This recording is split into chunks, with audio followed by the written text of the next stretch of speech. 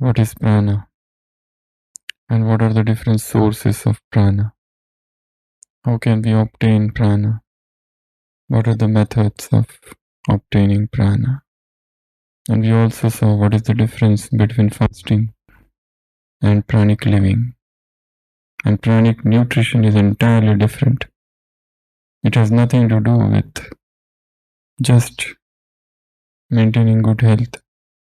It has less to do with just physical detox. It has also less to do with gaining or losing weight. Pranic living is about weight stabilization. It is not about becoming emaciated, starved, not about deprivation.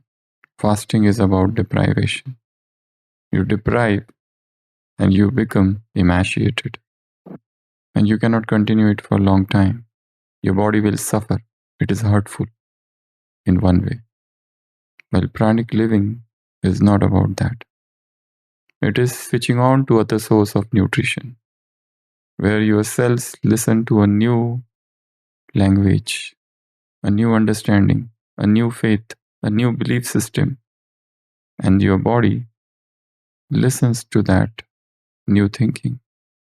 Your cells adapt to those new instructions. So it's about feeding on cosmic diet, on pranic diet. Fasting starts and fasting ends. Pranic living, it is never ending. The only common thing in fasting and pranic living is that you don't eat or drink. But in one, you deprive yourself. But in another, you don't deprive yourself. That's why automatic weight stabilization happens. So it's more of mental, psychological process than physical just. It is changing the mindset. It is taking the mind off food, thinking about it. You don't anymore think of food. In fasting also you don't eat, but you keep on thinking of food. That is the difference. Your body wants, but by force you stop it. You crave, but you curb your cravings. There's separation. But yes, it's very good for those who are suffering from diseases. They'll get rid of that. But pranic living is not for those people who are suffering. It's for those people who are already healthy. They're already very strong. They don't suffer from any disease. But now they want to shift to higher consciousness. So pranic nutrition is entirely different ball game. So yesterday we saw something about it. The very first thing that surprises human being is it possible? Because science says that you need food for survival. And all those people who have attempted depriving themselves of food, they suffered. And even death happened. So what is this new concept? Prana. Science doesn't recognize. Science says it is pseudoscience. Then why so much stress on this pranic living, pranic nutrition, pranic lifestyle? Prana is a Hindu word, but globally adapted, accepted by all countries. They don't use chi living. There are books on chi walking, chi running that we had seen in one of the bhattis. Chi running and chi walking, Tai Chi and Qigong, the words used. So now, today we see how is it possible? How can you shift to pranic living, pranic thinking, pranic lifestyle? And what are the benefits that also we saw the other day? About 12 benefits. What will happen to you when you shift to this lifestyle? And today we'll see what are the methods. So the first method is natural. There might be again about 12-15 methods to shift to pranic nutrition. The first method is natural. And this, I think, is the best method. It will take time, but it is best. It does take time. It may take few weeks to few years, with including all ups and downs. But gradually, that pranic flow would be established. And once the pranic flow is established, the body stabilizes. The body weight becomes stable, whether you eat or not eat. The energy level become perfect, whether you work hard or you don't work hard. Your sleep requirement would be few hours a week, and you have ample of time. No question of disease, no question of drugs, no question of pain here and pain there. Rather, there are people who have developed fourth set of teeth. First set fell down, second set, third, fourth, like that. And they lived 125 years, 130 years, or even more. For details, you can go to Life in Florida by Hotima Hilton. The book will mention hundreds and hundreds of people. Life in Florida. There are people who write about how to live long life, how to live 100 years, but they themselves never lived. They died before their 100th year because they were writing just from the point of view of science.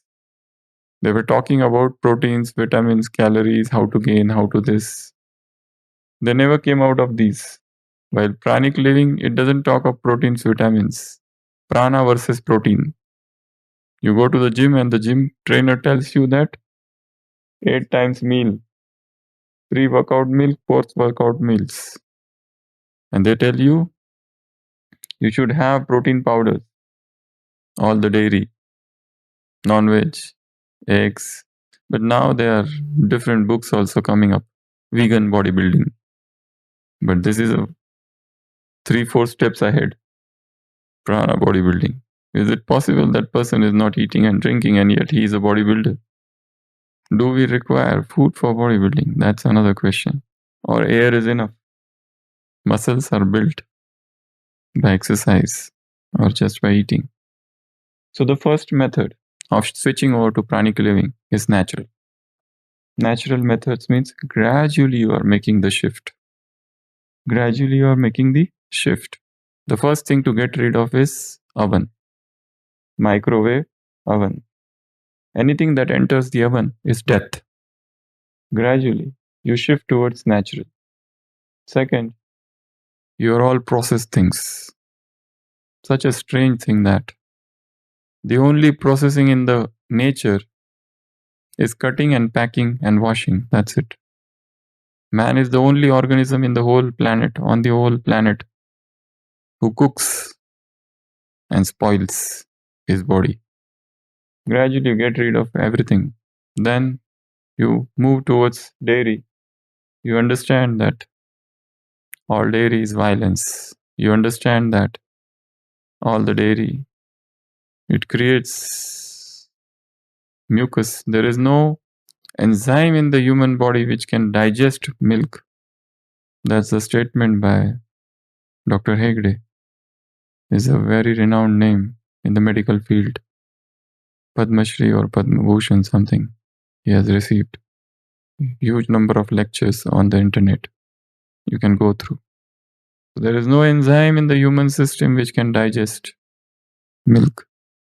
And yet, the whole humanity is crying that we need this, we need that. Every mother is forcing a child, eat, drink, drink, drink. Your teeth will become strong and your bones will become stronger. And you understand in the long run that all those milk drinkers, they are the one who undergo knee replacements and these replacements.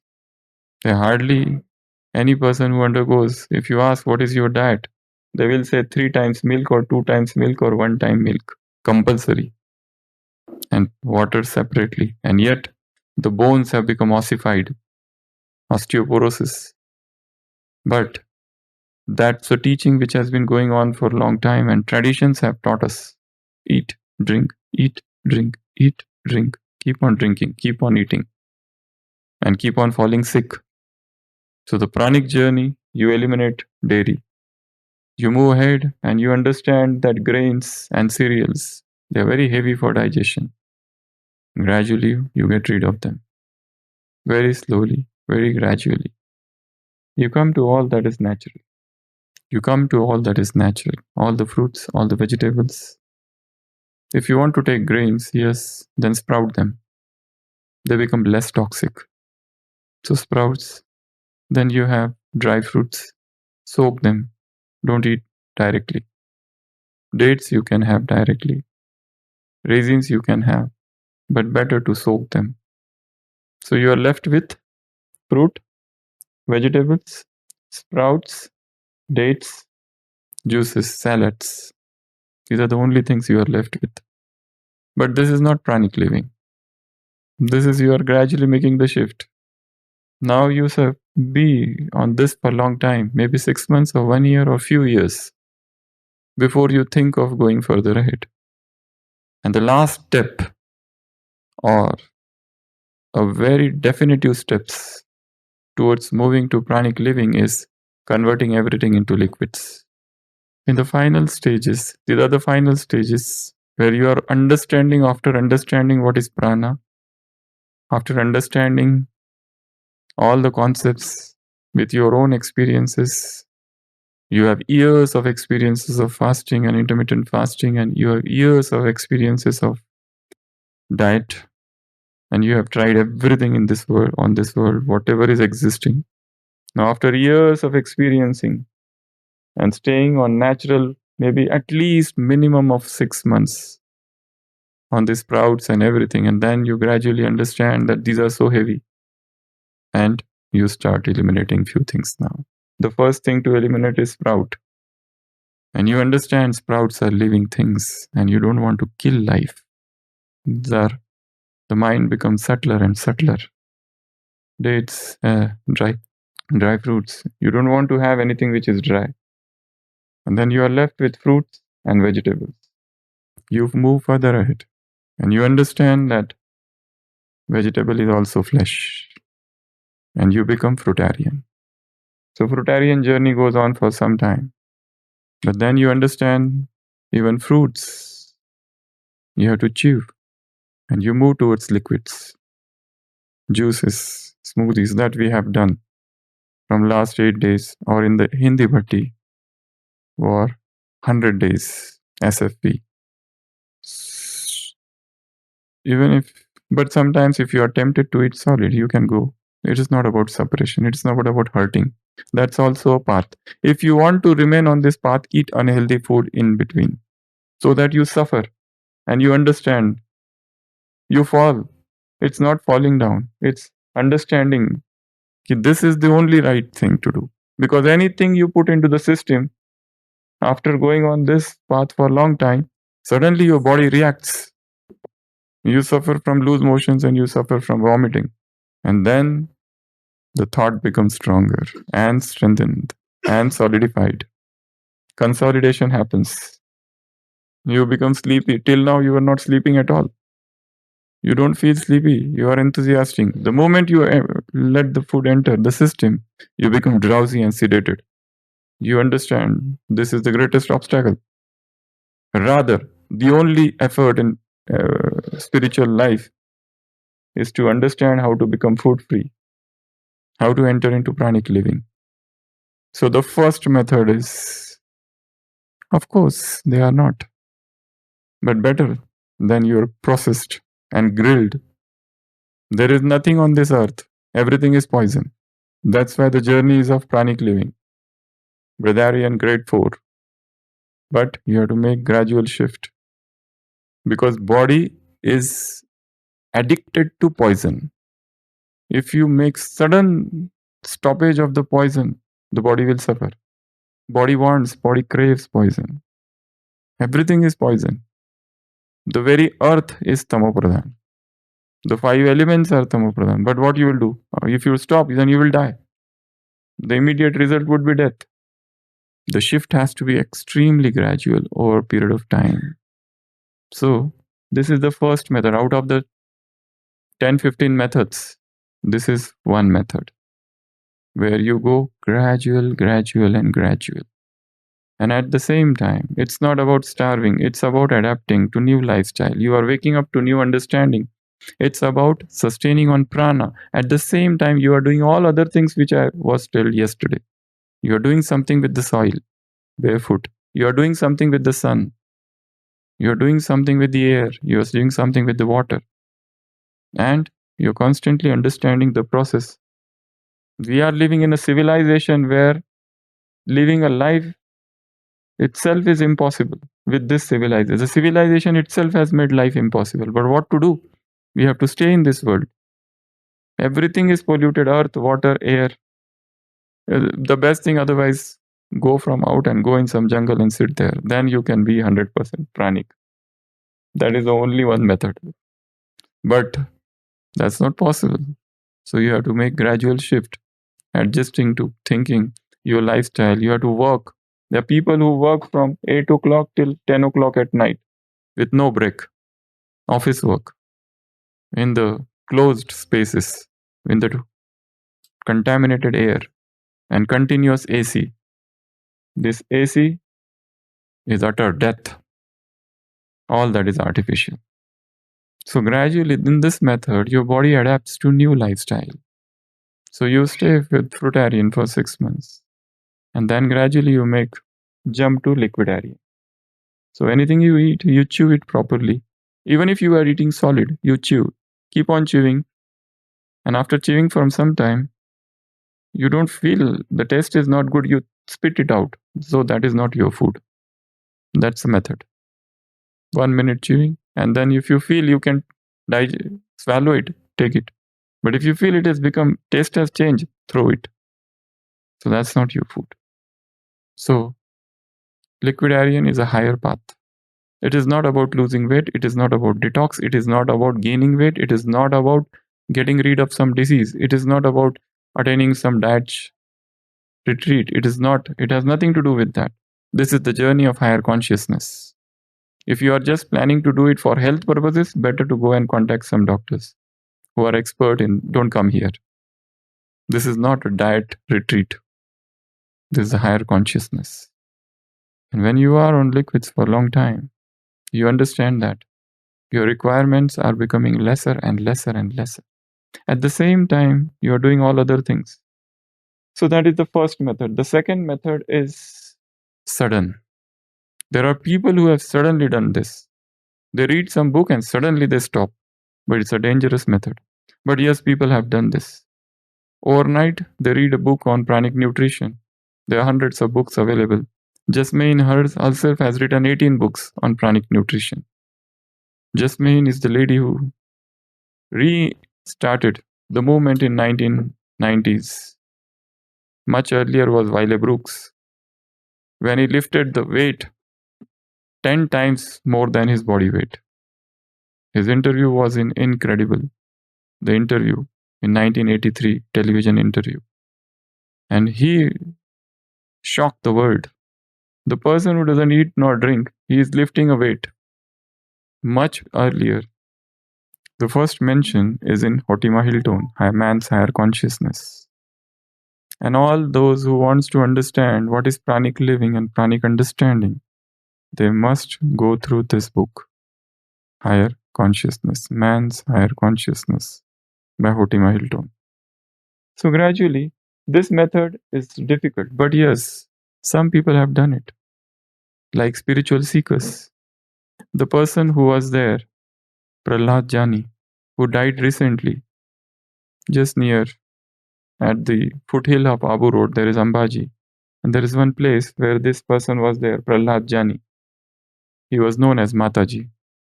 He was in Sterling Hospital under care of Dr. Sudhir Shah. So Dr. Sudhir Shah used to look after Dadi Janki also. In Sterling Hospital for 10 days, without food, without water. And this man was without food, without water for 70 years or even more. When he was a very small child, a divine power told him, stop eating. And he stopped eating, drinking. And he maintained perfect wealth for the whole life.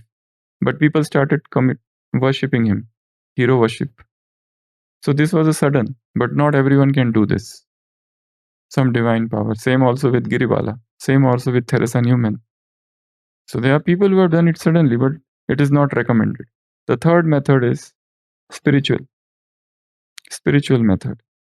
Here you invoke the divine power, and the divine power feeds you.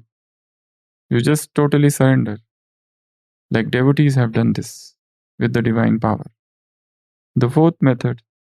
The fourth method is sun gazing that we saw yesterday and in multiple times in the previous classes. So I am not going to go in details of this.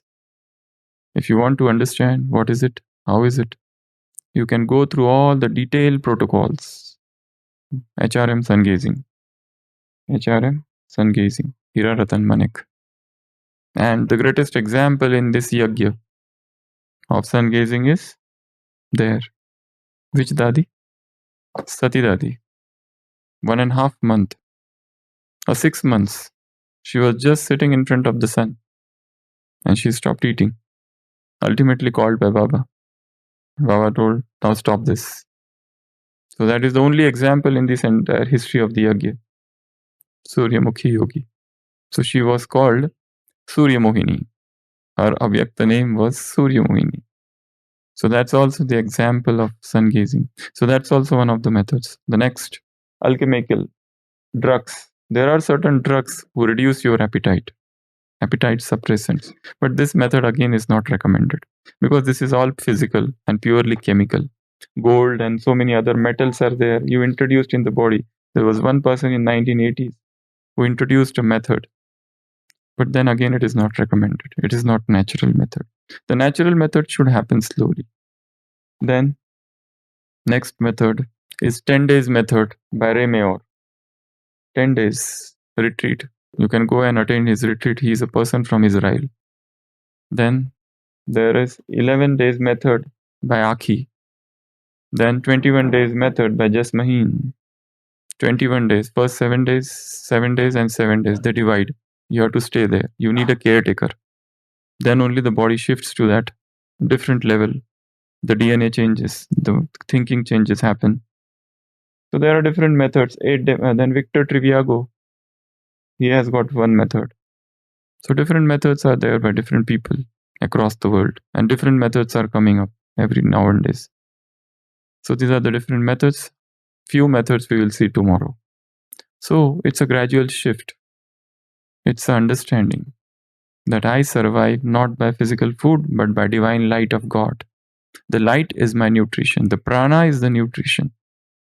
So prana in the air, prana in the morning, prana in the evening. You are surrounded by that pranic consciousness. You understand you are craving all my vitamins, all my minerals. Everything I need comes from prana. Prana in the morning, prana in the day. Prana running through me in every single way. Recognize my craving. I wait for them to pass. I watch the energy flow through my barefoot in the grass. Energy is rising. My body feels so clear. I'm working through my blockages. I'm working through my fear. All my vitamins and all my minerals. Where I will get vitamins from? Where I will get proteins from? These are the only questions. A cow eats grass. She never thinks of proteins and vitamins. And she gets, look at the elephant, so much muscle mass. Where it is getting protein from? Just by eating grass. But humankind, they will harass you with 1,000 questions. Everything will come from the divine light of God. Or body will produce if it is not coming. Body is self-sustaining, self-protective, self-nourishing, self-healing. Self-nutrition is already there. Om Shanti.